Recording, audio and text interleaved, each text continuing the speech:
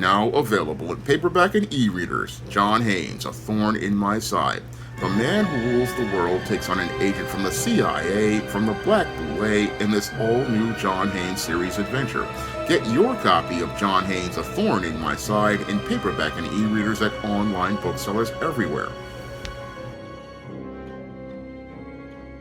A black friend who went out with some white teens to celebrate July 4th was found dead on a Mississippi island.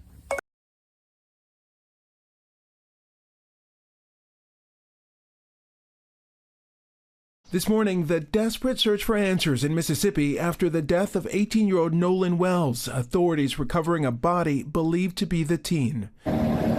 Investigators and volunteers from the Cajun Navy spent the weekend urgently searching for Wells after he vanished from Horn Island on July 4th. Nolan Wells was on a boat. He left from a private dock area in the Ocean Springs area and proceeded with his friends to Horn Island. Wells was visiting the barrier island 10 miles from the Gulf Coast, boating with friends, last seen about 3 p.m. Saturday. They left and went back without Nolan. From what we understand, he chose to stay there. Later that night, when he didn't return home, his mother reporting him missing to police, then quickly taking to social media, posting pictures of the teen, pleading for help finding him. The heartbreaking discovery made about 8:45 Monday morning when authorities say the Mississippi Community College wide receiver's suspected body was found in the water just off the shore. His mother writing, "His father, our family, friends, and I are absolutely devastated," describing Wells as a sweet son who was always willing to cheer and uplift others.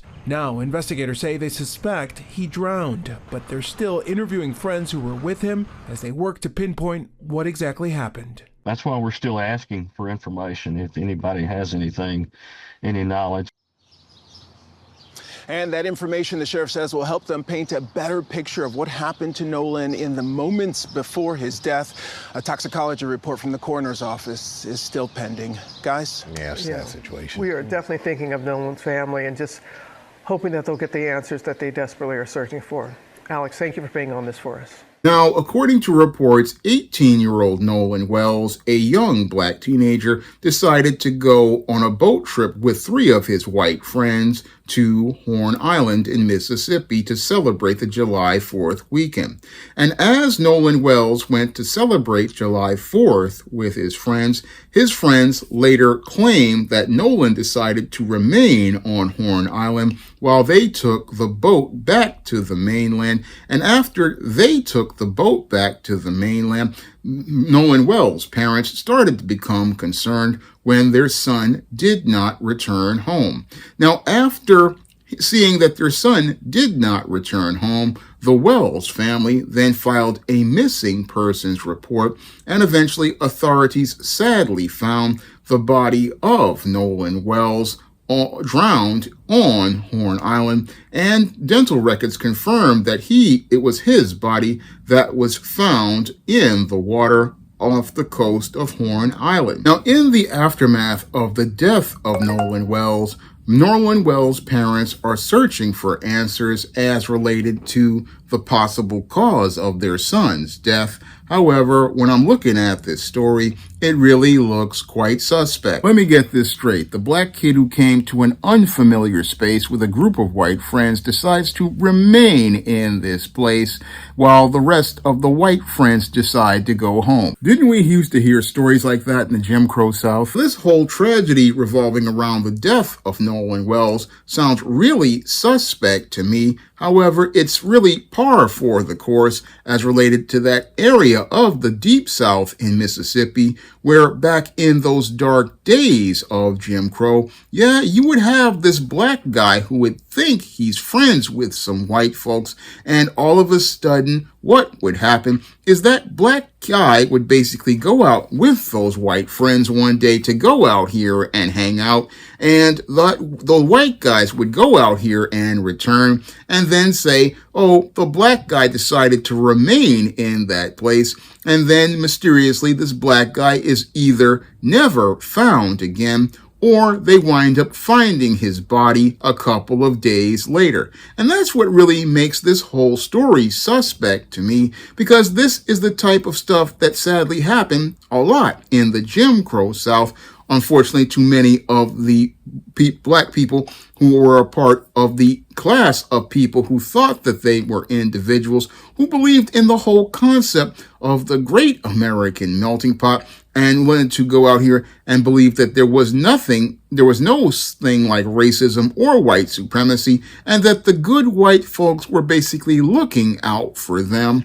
That's what would happen back in those dark days. And in this era of the Orange Man, where many racists are feeling emboldened to go out here and participate in those types of acts of passive aggressive terrorism like they did in the Jim Crow South, the death of Nolan Wells is really looking real suspect and fitting into a very troubling pattern as related to when many black folks go out here and call themselves having white friends, and then as they're out here hanging out with the white friends, we find up finding out that this person eventually either disappears, or eventually we wind up finding their body a couple of days later. And that's what really troubles me about the whole case revolving around Nolan Wells. I mean, when I look at this young 18-year-old boy, sadly, this young 18-year-old boy, even though he grew up with a father in the home, never really, I believe, was taught about the whole foundations of racism and white supremacy in this country, nor was he taught how to move in this country as related to dealing with these racists and white supremacists. Because when it comes down to situations where you're the only black person in the room, that's a very dangerous place to be. And it's a very dangerous place to be because when you're the only black person in the room, all those white individuals, if they are racist and white supremacists, can go out here and say, you never showed up someplace, or you basically, in the case of this story, say, oh, he decided to stay someplace. Meanwhile, we'll never get the details of what actually happened unless we have some sort of objective police report. And in the case of places like the Deep South and even places like here in New York, you may not get an objective police report to tell you what actually happened in those cases. And this is why us foundational black Americans, we got to go out here and teach our children how to move, because if you make one wrong move in this system of white supremacy, you may wind up either in a body bag like Nolan Wells, or even worse, you may wind up disappearing and never be found ever again. And that's a tragedy that's happened to many black people who go out here and talk about how they have white friends. If you're the only black person in the room, that's not a place you want to be. They soon find out that the friends that they thought they had were a bunch of fiends, and these fiends basically wanted to go out here and be able to participate in some anti-black racism as related to them, and no one will ever know that they did this stuff. Nobody will ever know, because it's all between them, because it's just you all by yourself, and that's not a place you want to be as a black person. Nope, you don't want to be the only person in the room. I mean, some of these individualized black people, they think it's a place of privilege. They think it's a place where they're going to be this special black person, but they don't see the disadvantage of that situation of being the only person in the room as related to those white people, because you're putting yourself in a place where they're the ones who are in power as related to white power, and the system of white supremacy would create a cover for them to be able to get away with any sort of crime against you, and basically make it like, oh, you were never there, or in the case of this story, oh, he just decided to remain on that island. Again, I really find that whole story to be suspect. Hey, I got this black friend. He never went to this type of island, and all of a sudden, he decides to remain there all of a sudden while the rest of us go home. I mean, that in and of itself, again, you listen to that story, and it just does not have that ring of truth, because usually when it comes to friends, it's like this. if we all go together, we all coming back together. That's what happens with real friends. They don't leave a friend out here to be left in an unfamiliar space where they could basically be in a place where they're put at risk. No, real friends be like, nah, you coming with us. You don't know much about this place. We gonna look out for you. And it's clear to me that Nolan Wells didn't have any real friends with him, because real friends, again, would have been saying, we all came together and we're all going together. And they basically left this black kid out here to be all by himself.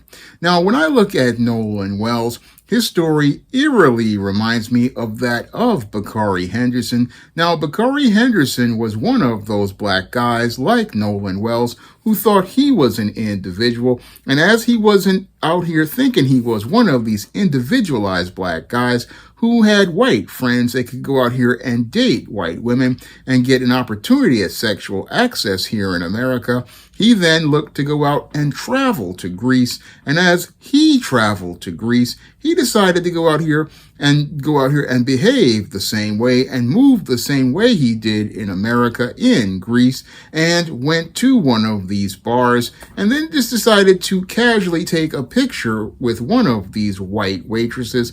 And as a result, what happened to Bakari Henderson is that a mob of white guys in that bar basically bum rushed Bakari Henderson and beat him to death. And to this day, Bakari Henderson's family did not get any sort of justice at all. Yeah, they had a trial in Greece and even got convictions against those individuals, but all of that was completely overturned. And eventually what happened was the Henderson family never got justice for their son, Bakari, and are still to this day in 2026 still looking for justice almost 9 years later as related to the death of their son, and are finding out the hard way what happened as related to this young man, Nolan Wells. I mean, the same type of tragedy, all because that boy, like Bakari Henderson, did not get the education on race that he needed to be able to understand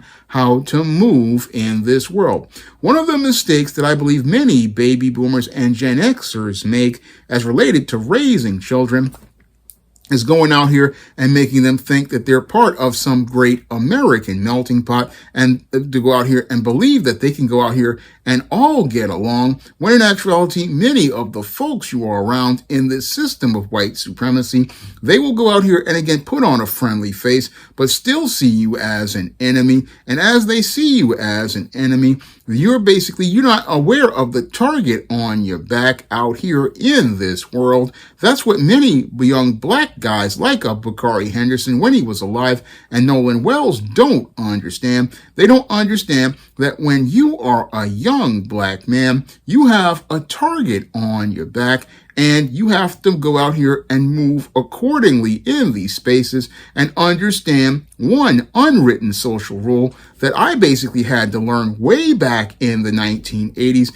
is that when you are black, one, you are on your own behind enemy lines, and two, as you are on your own, you really have no friends and no allies. That's the way it is when it comes down to most of us brothers out here who have our heads screwed on. We know that as we're moving in these streets and in this world, we are on our own in this world, and because we're on our own, we gotta watch how we move, and we don't want to put ourselves in situations where you're the only black guy in the room, because being the only black guy in the room is not a special place. No, it's a place where you are in absolute danger, and you're in absolute danger of you coming out of that situation, similar to what happened to many of our ancestors and our great-grandparents who basically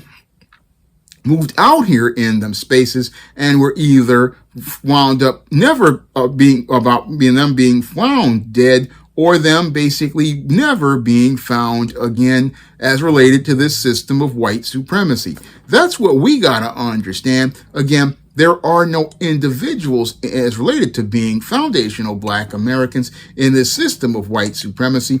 And when you are behind enemy lines, you have to go out here and be able to move accordingly. You have to be able to move accordingly and understand that every day you move, you have to understand you are basically in a place where it's life or death. And with it being life or death, you have to watch how you move out here in these spaces and not put yourself in all sorts of danger. Sadly, what happened with Nolan Wells. Nolan Wells went out here and he thought, oh, I'm an individual. These white people are cool with me and they're paying attention to me. Not understanding when it comes down to a lot of these white folks, again, they'll be your friend on the outside, but then you don't know what's going on in them spaces, and you don't know what could possibly happen to you in them spaces. So that's why you got to, again, watch how you moving out here. And if you come with a group, you go with the group. Or better yet, best thing to do is just go out here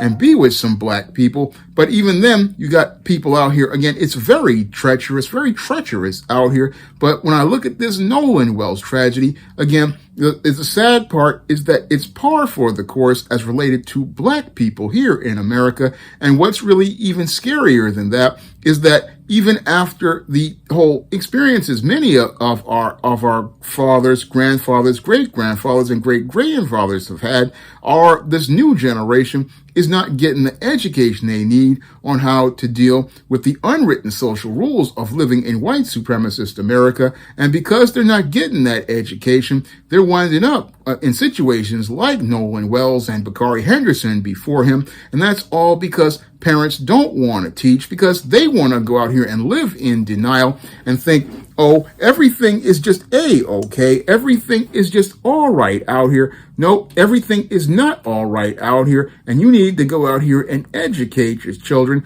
about the unwritten social rules as related to the system of white supremacy, because them knowing about those unwritten social rules and how to move can be the difference between your child coming home and greeting you with a smile, or you having to go out here and come to the morgue to be able to identify your child and be out here looking to bury that child because you didn't go out here and give them the education that would keep them alive. Now, if you want to pick up some of my books on the SJS Direct Imprint, you can find those books on Amazon.com in paperback and Kindle format. You can also find them at other online booksellers like Drafted Digital, Google Play, Barnes & Noble, and big box retailers like Walmart and Target. And if you want to see me make more videos talking about situations like what happened in the tragedy of Nolan Wells, you can drop a donation to the Patreon, the PayPal, or the Cash App by clicking the links in the description box. That's all I have to say for this video. You can comment, rate, and subscribe. Now available in paperback and e-readers, ISIS Runway of Doom. The goddess next door struts her stuff on the catwalk to take on a runway of rogues in this action-packed all-new ISIS series adventure. Get your copy of ISIS Runway of Doom at Amazon.com and online booksellers everywhere. Now available in paperback and Kindle Unlimited, Esteem a New Woman. The devilish diva starts on the road to becoming a new creature in Christ in this all-new Esteem series adventure. Get your copy of Esteem a New Woman at Amazon.com in paperback and Kindle Unlimited today. Coming to paperback and e-readers, Spinsterella Goth Girl Summer. Take a trip into the macabre world of goth modeling in the new millennium in this all-new Spinsterella story.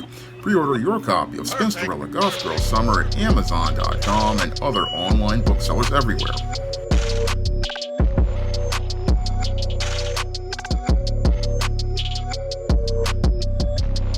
Support Black-owned and Black-operated digital broadcast media. www.niceradionetwork.com.